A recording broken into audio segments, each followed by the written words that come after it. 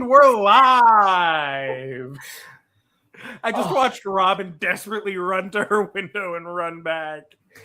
The window was too open. I can't have my new neighbors know. It's too open. There's so much noise coming in, which means all of this is going to get out there. And this is a very quiet neighborhood. And if they aren't watching on Twitch right now, they don't get it for free. No. They have to watch. They have to do it for free on Twitch. They can't get it for free in person. Right. Our viewership count doesn't go up if they're just listening in person. Exactly. Yeah.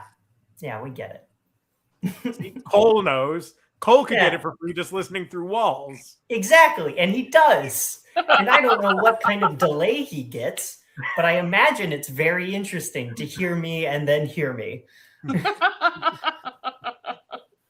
Every once in a while, I will have a work meeting with someone like from the outside, but also someone who's in my office. And so I do often have to like hear a delayed version of the meeting. It's like the King's Speech moment, you know, when they have to like, they just drown you with noise and you're trying to like speak and it's like,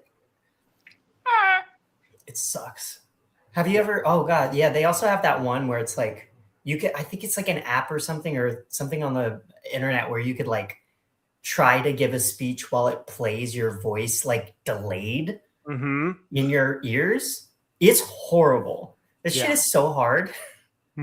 And you can play with the level of delay and it just like jams your brain up. It's wild. It's tough. It's really tough. You should try it, Katie. What do you think I'm doing right now? What do you think I'm doing right now? My mom's trying to text me. Sorry. Oh, that's hilarious. Hi, Katie's mom. Hi, Katie's mom. Kathy. She does not watch the show. Don't tell her about it. This is our little secret. This is for me. Get Kathy on the show. Mama, she'd be like, "What's going on? Are these your friends? I think I recognize the bald one." Who's Did your parents even come up and visit Fair? Huh? Oh, they came twice, but listen, they acted like I had held them at gunpoint the whole time. Like they were like, "We just want to see you." And I was like, Dad is a musician and there's some really talented guitar players here. You guys should go. Like, these are the shows I'm at. Go explore, see what you like. No, so they just like followed me the whole time. And not even the whole time. I think they gave up before chess. They were like, we don't want to sit through that. And then they went thrifting. But I recently went to visit my parents and my mom was like, well, we weren't dressed up. Everyone was dressed up there. And I was like, there were plenty of people in cargo shorts. Don't sit here and tell me you felt out of place in your cargo shorts. Anyway, so your parents saw a trunk show, Children versus Peasants. And then left. They may have seen Boons and Favors too. Like, that's right. They are not Ren Fair people. The fact that I'm a Ren Fair person, I think, shocks them. Well, what about you, Jeff? Were your parents Ren Fair people? Not before I started working there, but I wasn't a Ren Fair person before I started working there. Neither was I. When Doug Wallace peer pressured me into auditioning the first time, I remember sitting in the audition, and the people that were also there were giving off the most like high school musical theater vibes. Yeah. Oh. Yeah. And I was not vibing with them because it's not a bad vibe. I do want to point that out. It is not a bad vibe. But it's intense. But it is intense. Yes. And when we're off air, I will tell you who was in that audition. If you want to know who he's talking about, Venmo us at the IT crowd. If it's high enough, he may tell you. Oh man. What you Robin? Or did you come from a Ren Fair family? Oh God, no, yeah, very similar. I had one experience with a Ren Fair, and it was very like minor. I was a minor at the time, We were in middle school, and my middle school teacher, love Miss Poorboy. She's insane. I love her. She's great. She had worked with the nearby Ren Fair, I think like in Austin or something like that. And we got to go do like some scenes that we had done. And like I did, like we just did it like once or twice on one fair day, and it was a very, very rainy, shitty fair day, and like we didn't have proper costumes. Like I had a fucking like I didn't know shit about any of this. Like I was still sitting with like I didn't have a sword, so I had a like toy revolver kind of thing. You know, we did scenes from Hamlet. We did like little snippets from like the Beggar's Opera, and then we left. And like that was kind of it. Like my family wasn't involved or anything like that. And then, you know, Sturge got into PA Ren Fair, and then the next year I was like, well, fuck it, I'll audition. I remember we auditioned in our apartment complex's basement gym. Really shitty basement gym that was like all like there was no even flooring. Like the fight scenes, I remember having to like be really careful because there was all this like piping and shit that was sticking out of the floor. Jeff remembers that audition tape. I do. I'm pretty sure somewhere on somewhere that like the recording of that still exists. Oh, I bet. I might not have access to it anymore after I was booted off of Teams.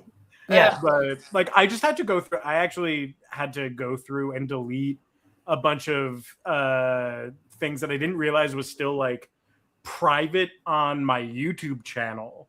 That were some people's local auditions, because there was a year that Marky wasn't able to be there for locals, and so we recorded all of locals. And I put them up on YouTube private so that Marky could watch them. So like no one was able to see it, but there were like Camille Bishak's audition was up there. And I was like, for privacy purposes, I should take these. These are like 4 years old. I can take these down. Yeah. Oh God, I love Camille. There's also a great video that's a compilation of us throwing pens at Alex Stampoli. So ooh. Oh, that should get back out there. Is that something we could use here, or does it have a lot of sensitive info in it? Oh no, I could absolutely. Let me just. If you want to see a compilation video of Alex getting pins thrown at him, that needs to make the rounds. That's really good.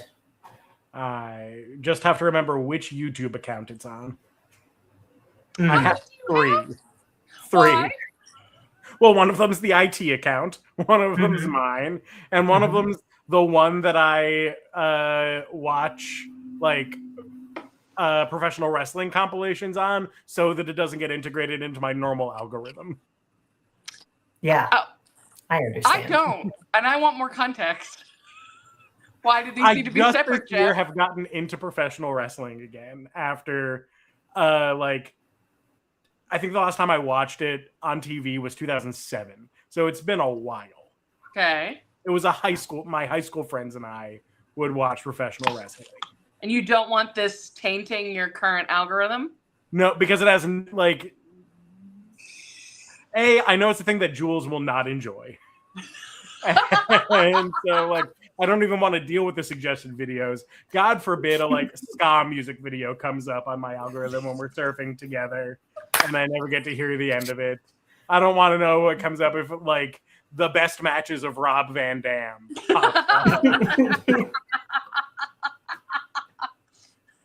No, I get that.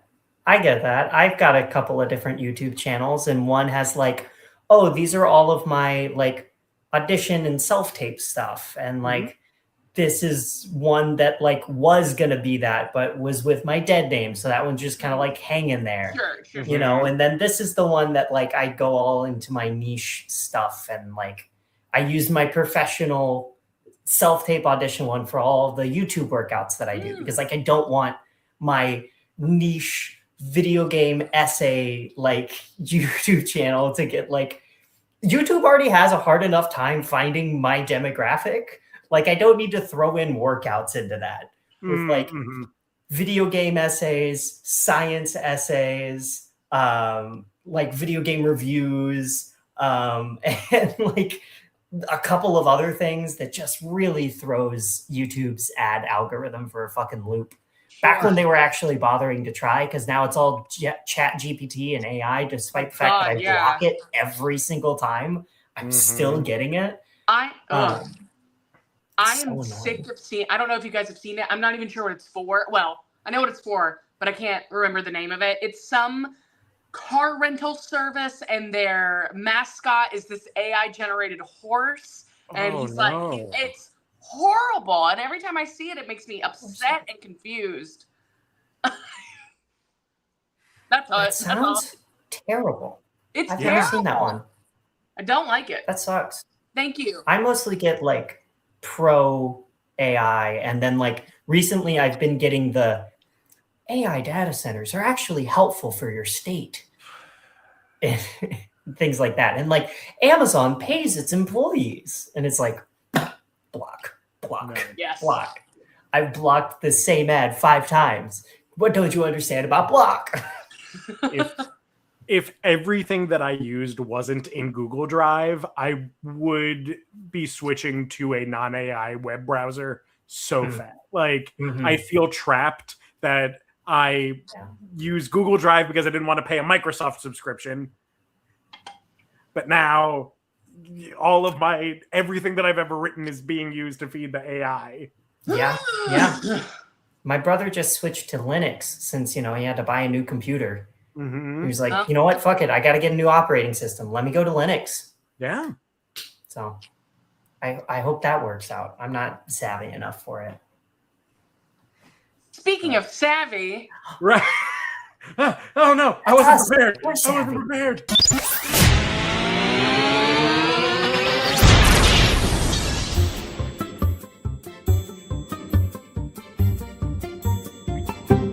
The IT crowd.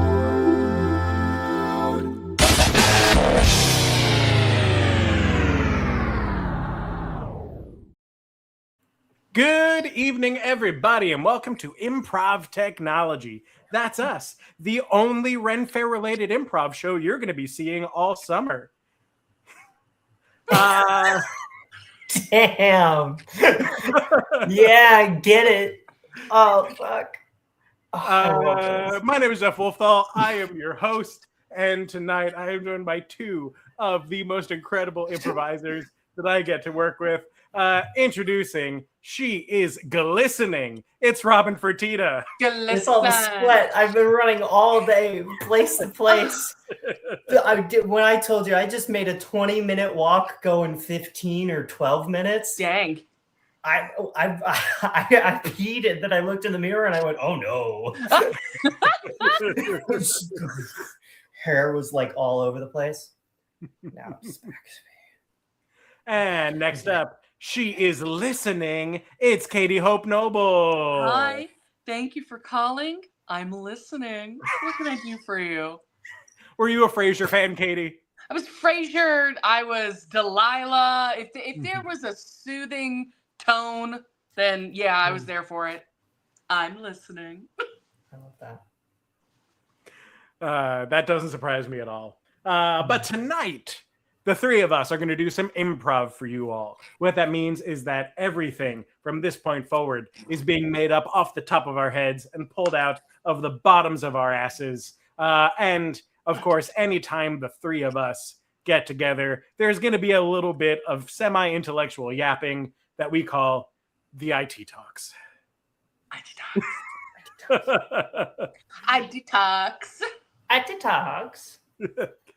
It's like a 5-year-old trying to say that they're on TikTok. TikToks. Or when you're talking about that one drag queen is speaking in using weird I detox. I'll just get to the punchline. I couldn't figure it out.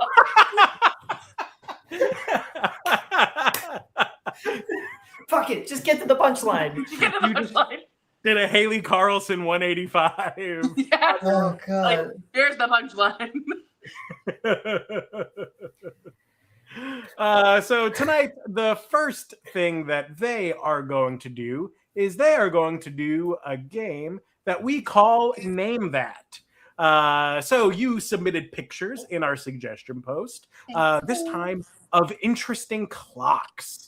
So excited. And so they are going to have to give this clock a name, and we might dive a little bit deeper into the lore of this particular timepiece. I do feel it's a shame that Mike couldn't be here for this. This feels like a game right up his alley.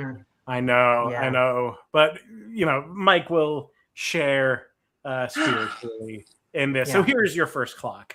Oh my God. Does he have ears? He does have ears. I've heard And of it looks clock having hands, but ears?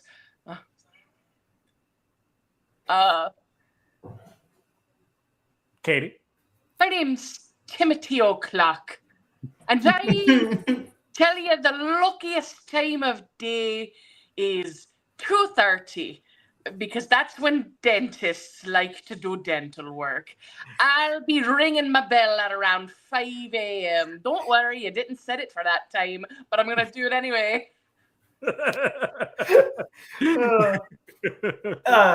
Robin? This is Edward Minute Hands.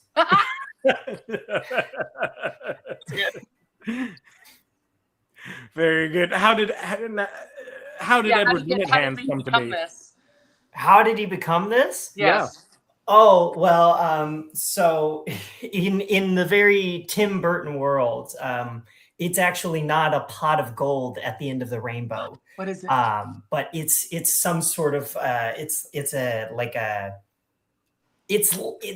like one of those like fey witches that like makes your dream come true, but at a fucking cost. He always wanted to be on time. Yeah, Edward wanted to be on time, and she went, and it, like he like got sucked into this little portal, and that's kind of like where, as he's like flying through it, and it gets to like stop motion animation for a little bit. You're seeing like gold coins, and that's like where the pot of gold kind of comes through. Sure. Yes. And then he comes out of it, just ringing on a kid's bedside table, and he's tortured for a while before he meets some manic pixie dream girl that really likes him. And he brings her out into the forest, and she's like, "How old are you?" He's like, 16. How long have you been 16? Like, I know what you are. A clock. These are the hands. These are the hands of a timepiece, Bella. The Tim Burton Twilight crossover we didn't know we needed. Yes. And he's claymated the whole time as this. Right. So it is like an extended version of Better Off Dead's Everybody Wants Some music video. We actually get a cameo of Van Halen as Burgers. Amazing. Amazing. All right. We got to move on to our next clock. Okay, great. Oh, this is Ernesto de Clock. No, go for it. Ernesto de Clock is an aspiring Broadway performer. He was recently in a production of Wicked, where he played the time dragon clock, but he did end up getting fired for falling onto the stage, and he does have these knife hands. So that's, when you lose a couple of actors, it's a little difficult. So, but now he's getting back out there, and what he really wants to do is direct. So he is looking for some crappy, non-clockist performers to help him in A Clockwork Orange. That's going to be his new piece. He's going to revisit it. I kind of want to see his take on Company. Yeah. What kind of direction would he give? A very timely direction. He really wants it all to be about in the the moment. Yeah. Is it, what's that one playwright? Is it Neil LaBute that's always got like the very specific like timing written into his He's one of many, yes. Yeah, Mamet and Pinter also have very like tight timing. There you go. He would love that shit. Oh, like, and you can't get him to it's shut written in up either.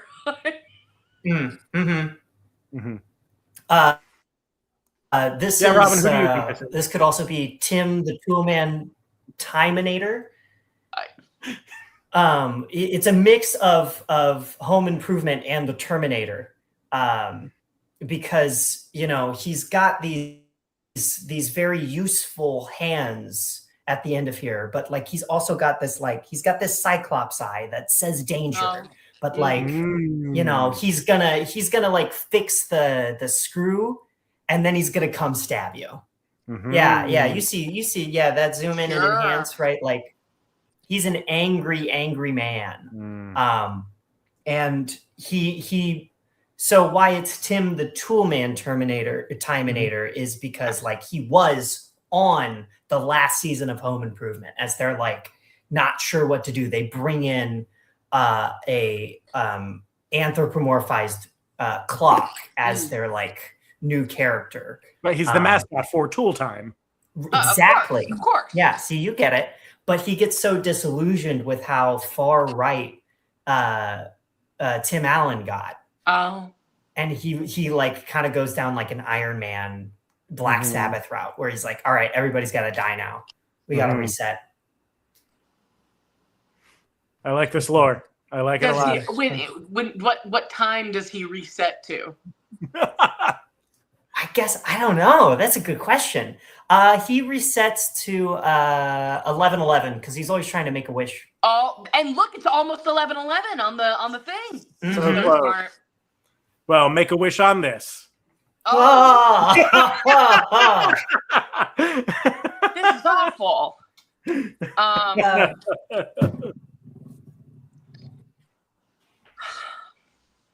This is Julie. Julie is a haunted clock, but she wasn't the first entity to enter this clock. First, we have the spirit of the tree from which the clock is made of. Then we have the spirit of the clockmaker. Then we have the spirit of the clockmaker's son. Then we have Julie herself. And then there's this other that no one is quite sure how it got there or when. She will not tell you what time it currently is, but she will tell you a time, and it's up to you to give that meaning. I love it. Do you want to hear what she sounds like? No, but I'll hear it. Ask me what time it is. What time is it? It's time for the coming of the things. And that's kind of how it goes every time. Yeah. Thank you. You're Robin? welcome. This is Shay. Sean Connor Shay, what time is it? Yeah, they're all it's a Scottish clock. That loves to tell you the time in its best Sean Connery impression. Which is why it's always making these weird faces and trying to distort its face to try and make a Sean Connery accent, but it can never quite get it. So it's like, I'm gonna get there. It does look a lot like probably the digital models they had to use to make the dragon's lips move in where Sean Connery plays a dragon. Dragonheart, yeah. Dragonheart. Because like his lips move in that movie in a way that a dragon, like a lizard, would not. Those lips move. Those lips were made for moving.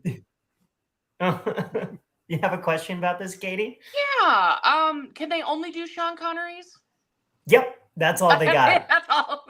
And it's not a great Sean Connery impression, but that's all it is. It's like the those talking bass where it's like they only speak in that one heightened voice. So only Sean Connery.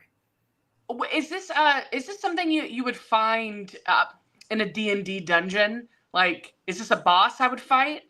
No, I was more thinking that this is something that you're gonna find at like your your like grandma's house, the grandma that you don't really visit very often. Sure. Mhm. You know how they always have that one creepy thing in their house? This Sure. is that grandma's creepy thing. Wow. Did you ever go to a hardware store in Pennsylvania where they have the like home goods section? Yeah. Can't say I You have. can find this there. Uh-huh. You can find This this. is where Grandma got Absolutely. Yeah. it. We got more clocks. All right. Give it. Ooh. Can we get a zoom in on that? Yeah. What's happening I in need there? to see the scene. That is there's a man in there. Oh, that's a real man. That's an alive man. Oh, Is he bro, wearing we're a zooming. Oh, we're zooming. That's as close as I can get. Well, that's Bill, but I love that. That's so close. Yeah, that's Bill. Okay. All right. Yeah, Robin. This is the Passion of the Clocks. You're right. I see Jim Caviezel there. Yeah. You know, this is like there's a multi-stage bit. Like this is the first bit of it, right? This Sure. is the birth of Clock Jesus. that's why Bill's up there. And you have two wise men this time, but you do have a Mothman looking angel, Mm-hmm. and the horse instead of a donkey, and the man in the plaid hat. That's Mary, right? But in this case it's Joseph, right? Mm. And so this is a clock impreg story. No. And he's having immaculate conception of one of these bells. And the bell later ends up getting crucified for the sin of all clocks, for specifically the broken clocks. Though they're right twice a day, they're wrong the rest of it. So he's trying to absolve them of that. Okay.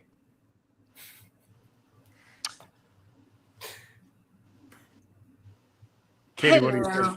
I'm Sir John Bennett Clark, and I've been standing here since 1791, and it's very boring in this town, so sometimes I like to capture men who walk by and stare up at me with their big flocky eyes, and then I just keep them up here, and eventually they all turn to stone, and then I have my menagerie of men.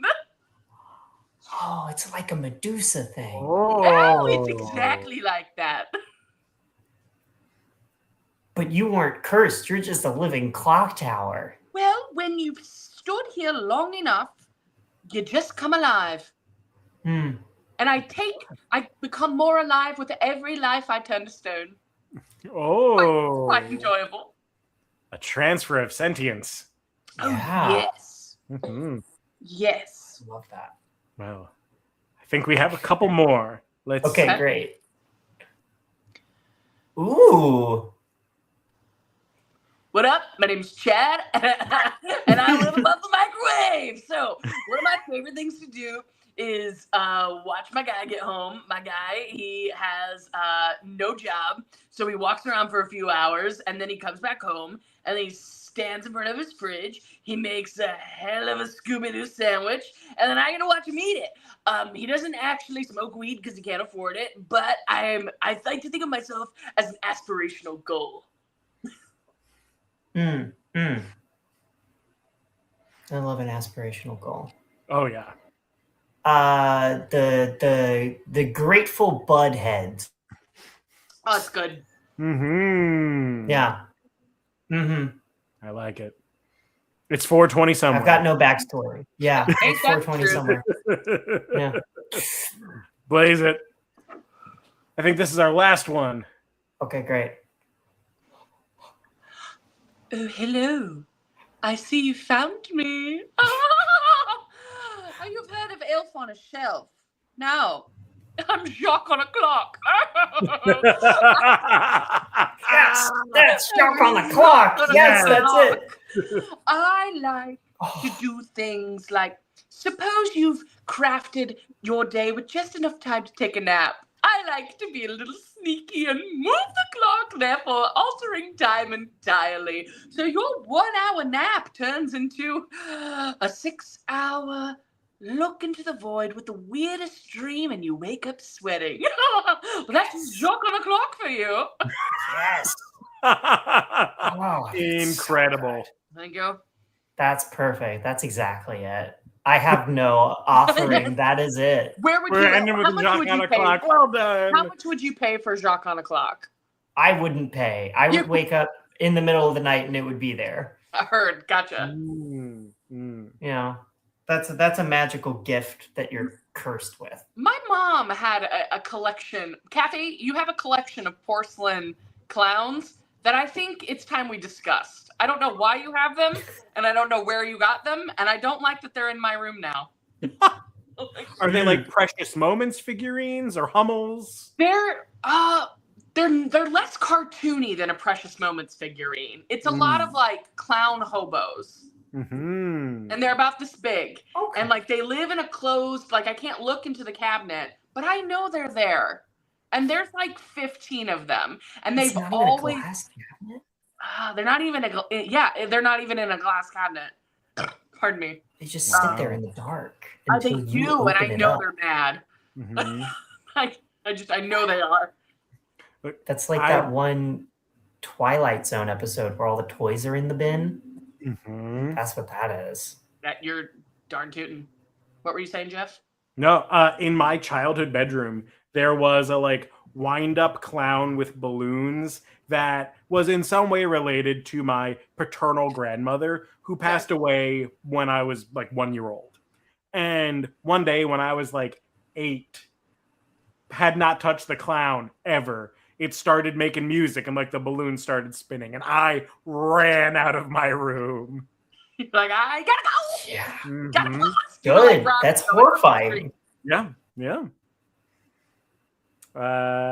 So yeah. Also, to clarify what I was referring to earlier, someone sent me the show list for that place that we all used to work, and neither Who's Just nor Disaster Piece are on the list of shows currently being produced. Yeah, because they know they can't do it good. That's right. They know they can't do it. So. But there's still going to be like character improv and stuff. Like that stuff's not going away. I am sure it's going to be a lovely time for everyone who goes. I was just being shady because my shows are gone. Can't have them. I'm taking these shows with me. That's hey, look. I'm taking the shows, dumbass. This does mean that now I can make Disaster Piece Theater a Ren Fair show. Like that's true. That would be sick. We could mount the Chicago productions of Disaster Piece and do it and do Chicago. I'm sure you did that at some point. No, we never did Chicago. You did. We never even. Other people did a song from Chicago during finale. Gotcha. But we never even did like a Disaster Con parody of Chicago. Because I wasn't there. It's very true. You didn't have that knowledge. The two biggest tragedies of Disaster Piece Theater are that you and Alexis never got to do it. Anyway. But now, it would have been too powerful. Now we can do it at Green Shirt Studios. We can. that would be sick. What's next? What's next? We've got some ding. Robin and Katie are going to act out a scene, but at any time I can make them change the last thing they said, except instead of an auditory cue, I would just be popping up weird and disturbing pictures of our friends. We have a lot of them. Carousing pictures of our friends. Ooh. Whatever you choose. Is it Summerween? Oh my god. I mean, look, we still got this one of Haley. So but to get you started with this scene, you are 2 witches the evening before your like Salem witch trial. And whenever you're ready, action. So what are you gonna do up there? Well, you know, I was probably going to just curse them all and go, you're gonna suffer 100 years of famine. Sure. What about you? Yeah. You know, I was thinking more of going. I do like the curse route. I do like the hex route. But I was thinking more of a gaslighting route, and maybe bringing up some of that moldy bread, and being like, "I've been eating this. I've been eating this," and maybe trying to convince them that it's just been moldy bread the whole time. But like it was not. Like it was not. So You don't you're like my not going plan? to like curse them with the moldy bread, and that they always have to eat the mold, because that's kind of what I think. That's kind of what I was brought up doing. My mother was a witch, and she always told me, "Hey, you got to make sure you're cursing people. It's very important. You got to make sure you're eating your newts. Newts are very nutritious. That's why they're called newts, and that's why it's called nutritious." That really it? That's it. Oh, that's what I was told. I love hearing like a true generational witch, right? I have been getting my spells from the inside of the oats bag. I have been getting my spells from the whisperings of the squirrels in the acorn trees. I have been getting my spells from that little boy with the hat and the little corncob pipe and the cherry tree. I get mine from him. Oh, but that's just a kid. I thought like the hat, like and the, in the little corncob pipe and like the cherry tree. It was like a wood nymph. Is that just? He just hangs out there. He's got the wide brim because he's always in the sun, and then his father was a big smoker, and so he just took it up too.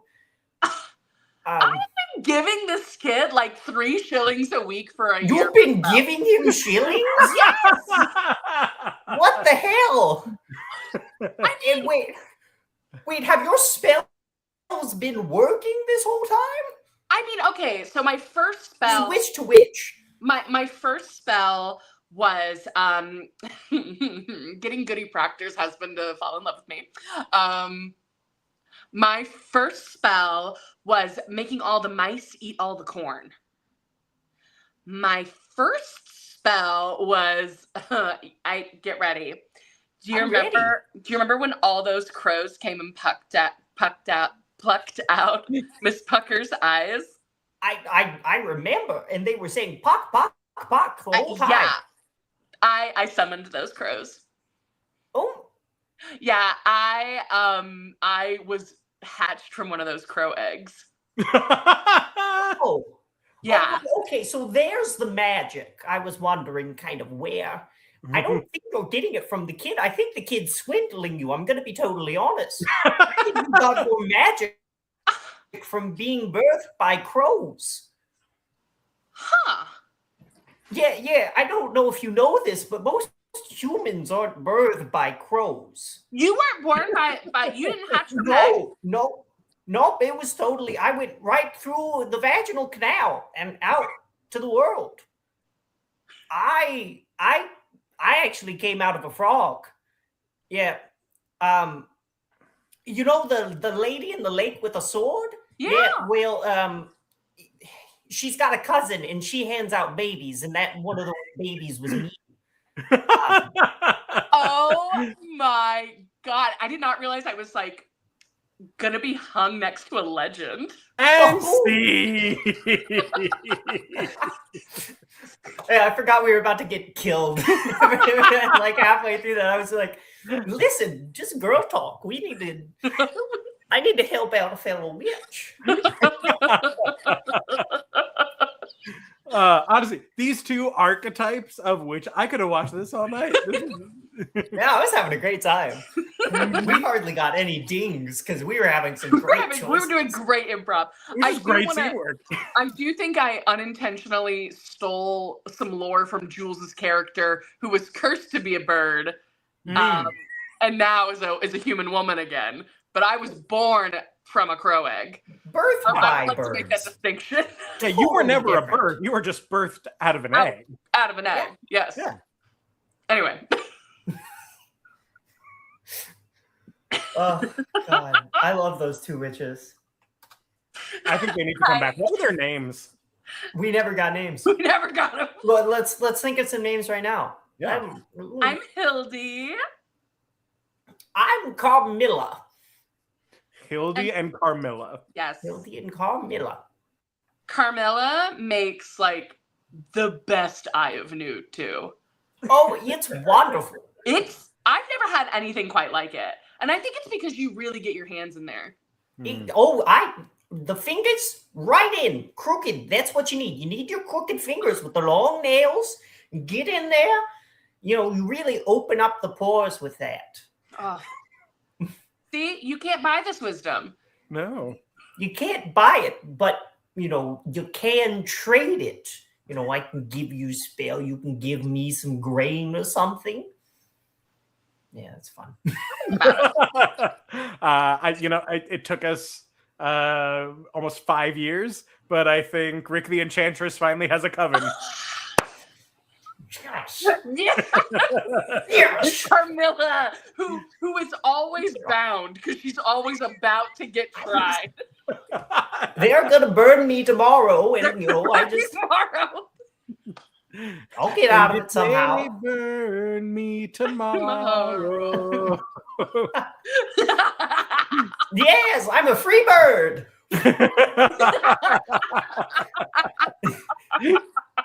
I love this. Camilla, the old hag that always escapes death. Yeah, just right out of it. Mm-hmm. Well, on to the next pilgrim town.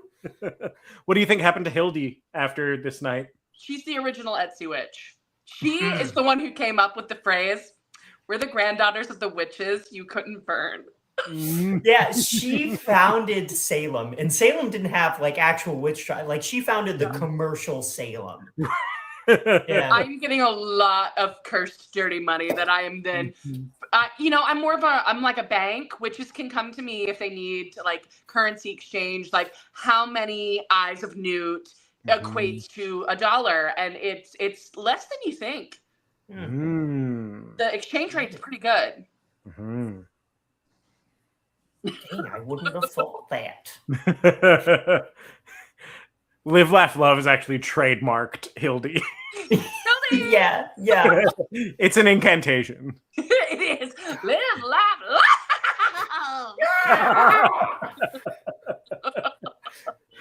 love. Amazing. So we've seen you improv. We have witnessed you birth characters. But now I want to hear your hottish takes in a new segment that we're calling Hear Me Out.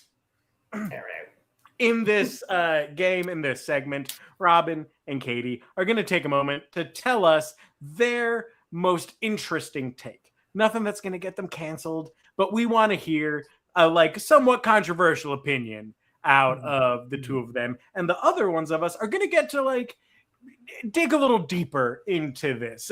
Be curious, not judgmental, but we're going to interrogate this idea a little bit. So which one of you wants to go first? Not gonna lie, I'm still thinking of mine. Okay, well, mine's really niche, but we'll.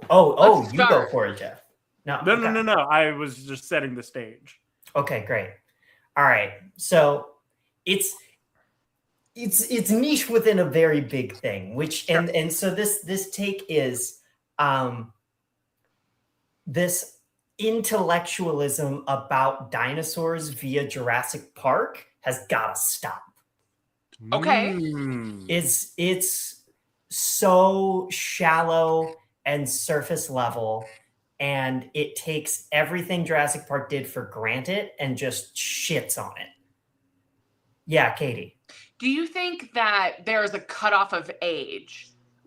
If you're older than 10, you can't have this opinion anymore? Or is there any wiggle room or grace? Yeah, so you're preteen into teen, your tweens, right? Once you pass 13, that's your hard Oh. cut. Like, you've got to like stop going, actually, it's Deinonychus, but based off of Utah Raptor, and that's not Velociraptor, and Jurassic Park was dumb for that.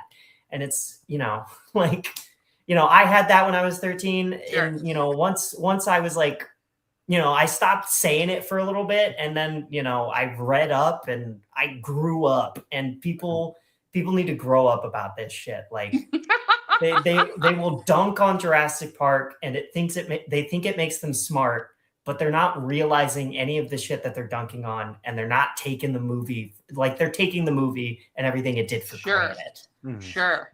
What do you feel like needs to be appreciated more about the movie and what it did?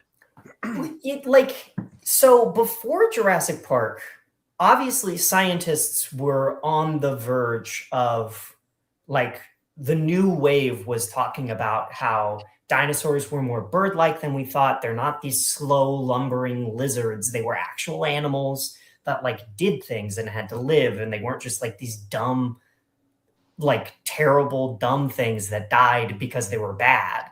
And Jurassic Park really, like, switched over to that more avian thing, and we got it into our cultural collective. And without that, we wouldn't have nearly as much, like, enthusiasm for those fields of study, and like you wouldn't have the people going, oh, I know what Deinonychus is and that it's different than a velociraptor, without them being introduced to these things. Even okay. Yeah. So yeah. Do you feel like this is a reaction to how we engage with media now in this kind of nitpicky way? I think it is. And I think it's, I think it's mostly that, like, accompanied with, like, this idea of, like, this responsibility to be effective science communicators. Mm-hmm. And while they're not necessarily wrong in being like, oh, T-Rex could see if you didn't move, right? Yeah. But then they never say the next part, which was, but in the book, it's explained that T-Rex can't see if you don't move because of frog DNA, because there are frogs that can't see if things aren't moving. Oh. And it is, sure, not explained well in the movie, right? You have the leading paleontologist just kind of say that out loud, but, like, you also can't really explain that in the movie. Like, that's a tough one to, like, get across. But, like, you don't give it that credit. You just go, oh, they said a wrong thing. And it's like, no, it was more proof that these weren't actually dinosaurs, that they were genetic monstrosities that just happen to also be animals and live as such. Mm-hmm. It's pretty good. Yeah, I like it. Thank you very much for sharing this. This Hear Me Out, Robin. Thank you for sharing. Thank you, Katie. Thank you. Yes, I'm ready. I think there should be a moratorium on movie musicals moving forward. I do not want to see something that has started as a movie be made into a musical for another 50 years. I think we need to give a little bit of space in between our movies and then the retelling of these stories, because good movie musicals are a little bit different from the movie. They do not need to be a scene-for-scene remake, and they are highlighting the themes of the musical using music in an interesting way. I think a really good example of this is actually Shrek. And I understand it's it's just a good narrative, like everybody loves a good fairy tale, but how it translates on stage through music amplifies themes of belonging, chosen family, working together in ways that the movie doesn't address in the exact same way. Like, these themes are there, but they don't address them that same way. And I think there's this idea of, like, if a piece of media is really good, we have to run it to the ground in every form that this media could be in, rather than, like, accepting it for the medium that it's in, letting that kind of work through us as a culture, and then come back to it with fresher eyes after several, like, decades. I think another really good movie to musical is Legally Blonde for those same reasons. Like, we are exploring the emotional depth of Elle and these other characters through music, and we don't really get to do that in the movie. But then I think of like Back to the Future, and like, I get it, that movie did come out a while ago, but like, we aren't exploring anything new.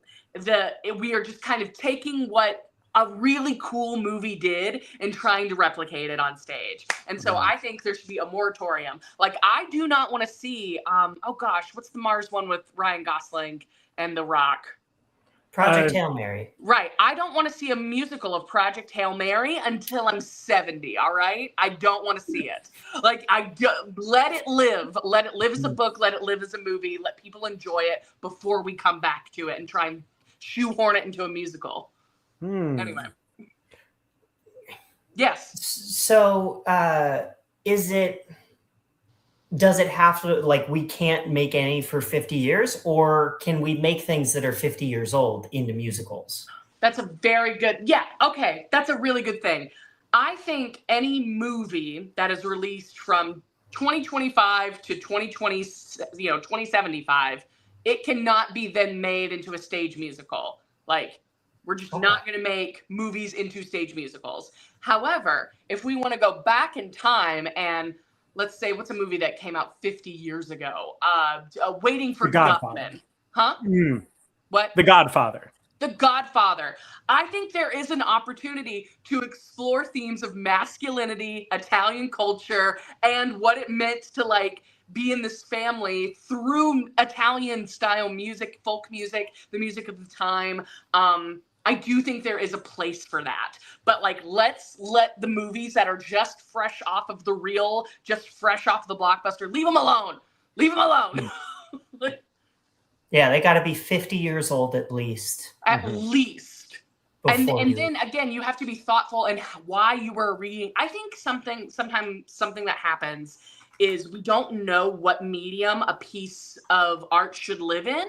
And then we try it a couple of ways and it's like, oh, maybe it started as a book, but it really works better as a movie. Or I'm thinking of like Shakespeare's plays. Those are not sit down readable, right? Like they live as a living, breathing medium. They need to be on stage to be best experienced. And I think in an effort to try and like drag out as much money from intellectual property as we can, we are losing the art of what medium belongs where. Like, you know, like Back to the Future is such a good movie. And in how it was made. Jaws is such a good movie. I don't need to see Jaws on stage. Part of the lore of that is how it was getting made and like all those things that come together. But I don't need a song that is, we need a bigger boat. I don't. Well, tangential. Have you seen the play The Shark is Broken? See, now that's a play. Now that's but a it's play. about the making of Jaws. Yes, exactly. That is cool, right? So I think that's what that 50 years gives us. It gives us time to really document how people were engaging with this media, how did they respond, what resonated with the community, how it was made, the stories around it, and then it enriches the experience later on if you want to turn it into a stage or a musical. So this would also have to kind of like hold all like playwrights and directors and all of that stuff. Like in order to submit for funding, like they would have to pass a check to be like, this is doing something new. And if it's not, so then you'd have to like make like a committee. And I would be on that committee. Okay, great. And I shouldn't be too upset about it. There have been some really cool movie to musical adaptations. There are things that resonate with me that aren't going to resonate with other people. But I think a bad way from musical to movie was Cats. The thing that's exciting about Cats is this ensemble nature and really seeing these feats of athleticism, right? That's really cool. I'm going to use another one, and Jeff will probably like this, Newsies. Newsies on stage is an Olympic event. The movie is still pretty good, though. Like, it's faithful to the musical and, like, the story that's... The movie came first. The movie came first? Yes. Well, my argument's ruined. Take me out. But I was going to ask your thoughts on translating musicals into movies. But yeah, Newsies, the Christian Bale Newsies movie came out, and then like 15 years later, Alan Menken was like, I've rethought some things. I think there needs to be a female character with some agency, and I want to really write some of the music. So we're going to smush some things around, and here's a Broadway show. And I'll give it to Alan Menken because he's a gem and a treasure. He can do that. I'm also thinking, too, like, I've seen these Instagram reels going around, and I wish I could remember the choreographer's name, but there's a choreographer who did, like, High School Musical and a lot of that stuff, and it's based on, like, the stylings of Gene Kelly, and that, I think we're losing why musical theater helps take a story forward, rather than this would be a fun story with songs. And I'm trying to avoid that. I'm like, people, think about it, people. All right, so I'm looking at movies that came out in 1976. Okay. What would be your thoughts on Rocky the musical? It's already happened and it's bad. Next. Computer, when did Rocky the musical come out? I can't hear it. November 18th, 2012. It's already happened. And nobody remembered it. Nobody remembered it. Okay. But Carrie. Carrie, see? Carrie's a really good musical. Like, so is Heathers. Like, they explore different elements. And I think we need hindsight to do that. And a year, 5 years isn't enough. I say 50. Okay. Thank you. All right. Thank you so much for sharing this with me out, Katie. Thank you. Thank you. Holy smokes. And gang, we only have 2 minutes left in the show. Oh, somebody said Moulin Rouge was amazing on Broadway. You're right. But it also helped that they were telling a movie story very theatrically. In the same way, in a similar way that the Chicago movie musical is actually a lot better than the stage musical, in my humble opinion.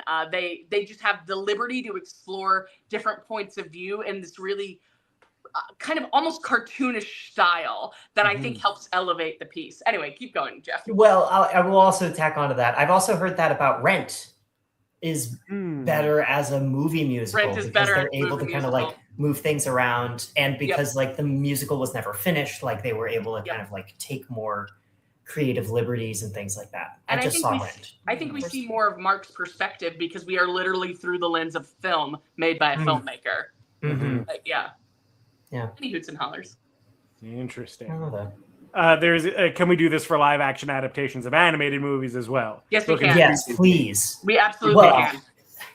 I think that hits the broader thing of like IP renewals, right? Like the live action How to Train Your Dragon was made because they needed to make sure that their IP held since they were building the part of the theme park. Same thing. Moana is now and they didn't want it to get into public domain. I feel like that just came out. Right. It did. Yeah. But it's like it's all this like kind of thing to hold on to the IP, right? Like sometimes when they borrow it, right? Because like How to Train Your Dragon, the animated movie is an adaptation of a book, and then the live action is an adaptation of the animated movie. My God, like shot for shot, it's very well done. But it didn't need to be done. But here's the thing. Those kinds of the adaptations, they need to do something else. They need to do something else. They need to add to it. And I think my favorite first example of like hearing about that was the Final Fantasy VII remake. Like it was very controversial for doing a lot of changes, but the director was like, listen, if I'm going to tell this story again, I want this to say something more. Which I think we're seeing this in real time with the Avatar stuff. I love the original. It holds a dear place in my heart. I am also obsessed with the live action because it is a different story. They are doing different things. I'm really excited about the Avatar Aang movie. I haven't seen it yet, but I'm excited because what I'm hearing about it is some people are like, these aren't the characters we left. And I'm like, you're right. They're older. Things have changed. Who's our narrator? Who is reliable? Like, we should see differences and conflict. And I'm also eagerly looking forward. That's also why I really like Korra. Like, I don't think Korra was a bad avatar, but the fact that that universe perceives her as one launches us into the next iteration. And I think it's going to be good. Like, it has to be different. Okay. I'm sorry. I love that. This is amazing. No, look, gang, this is what we love, and this is why we enjoy doing some IT talks. IT talks.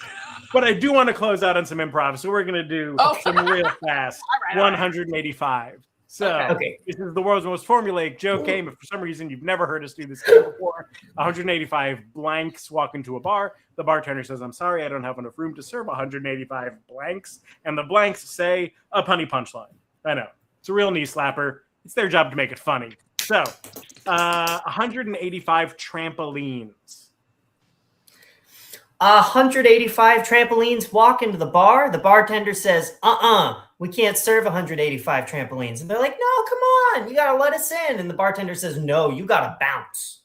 Nice. Oh, 185 trampolines walk into the bar. The bartender says, I'm so sorry. We're jam-packed. I can't serve you today. Can you come back another time? And the trampolines are like, oh yeah, I guess. And he's like, oh man, I didn't mean to take the spring out of your step.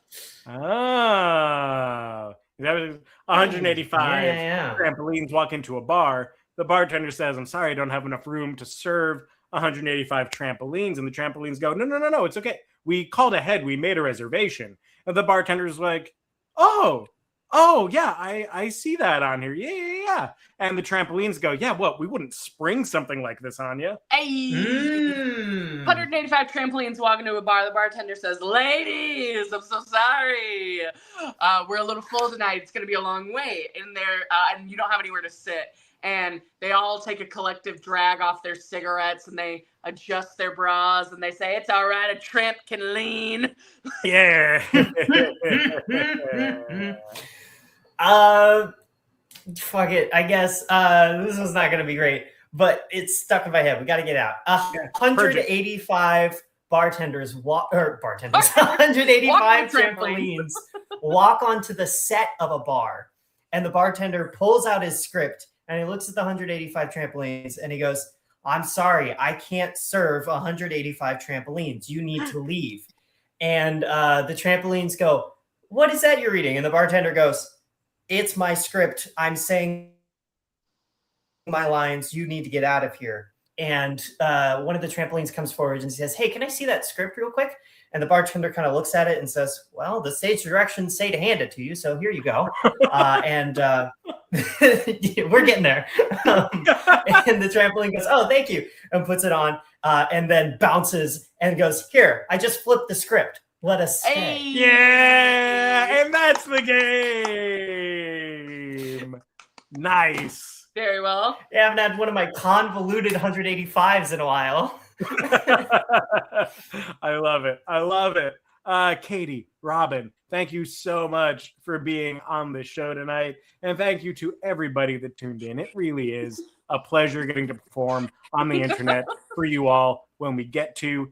If you find yourself in a position to be able to do so, our Venmo is always open at the IT Crowd. We make Alex keep his Venmo this. Like, he just did Gen Con and probably had to give people this Venmo. So Venmo is at the IT Crowd. Thank you for watching. Katie, Robin, anything you want to close out the show, say to the people at home?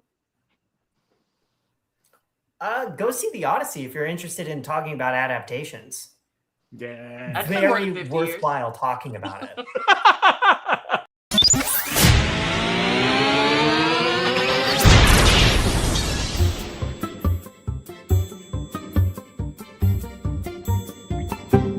The IT Crowd.